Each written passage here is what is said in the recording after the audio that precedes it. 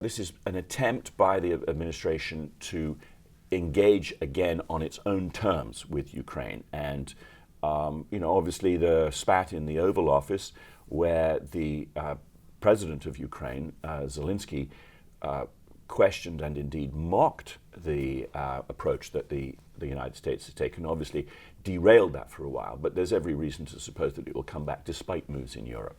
Welcome to the Debrief, where we talk with the Washington Examiner's top journalists about the headlines they're covering and where the story's going next. I'm Sarah Bedford, and I'm here with Editor-in-Chief Hugo Gurdon. And Hugo, Donald Trump is threatening to cut off all aid to Ukraine in this effort to get Ukraine seriously to the negotiating table after the Oval Office blow up from a week or two ago. Do you think that this is going to be successful, as Democrats are sort of accusing Trump of cozying up to Russia here?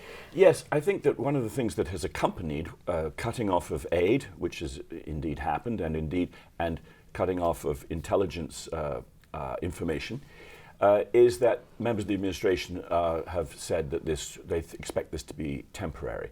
This is a continued campaign by the Trump administration to put pressure on Ukraine to come back to the negotiating table, to agree and sign the minerals accord, which has been sort of ready for a week or more.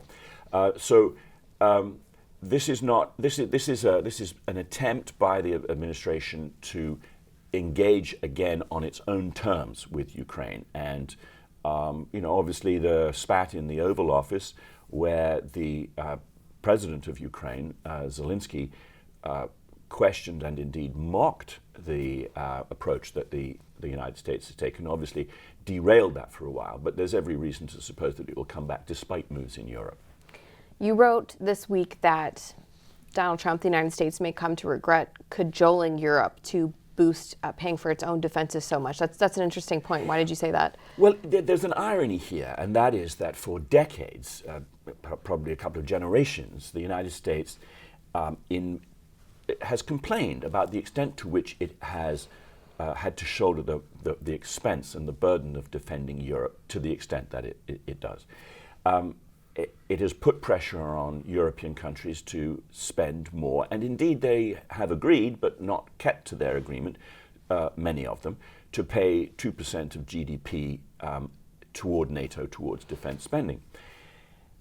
But actually, the United States has also wanted Europe to be dependent on it to a great extent. The imbalance of power with American authority over Europe and American being much the most powerful it has been something that Washington wants because, of course, during the Cold War, it wanted to conduct the Cold War in the way under its own auspices. It didn't want its allies saying, no, well, we've got a better idea.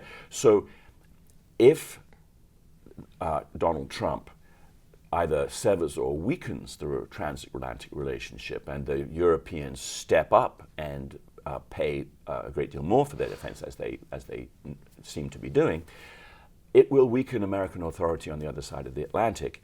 And so that's why I said, be careful what you wish for. You might get that and you'll have less authority over that.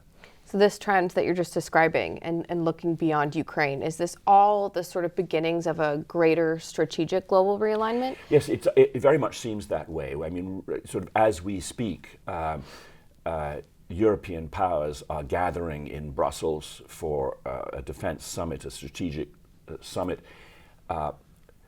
President of France, Emmanuel Macron, just yesterday gave a major speech from the Elysee Palace, preparing the French to be put on a war footing. The Germans have already said the same thing. They're going to be spending a lot more money on defense. In Britain, Keir Starmer has said the same thing.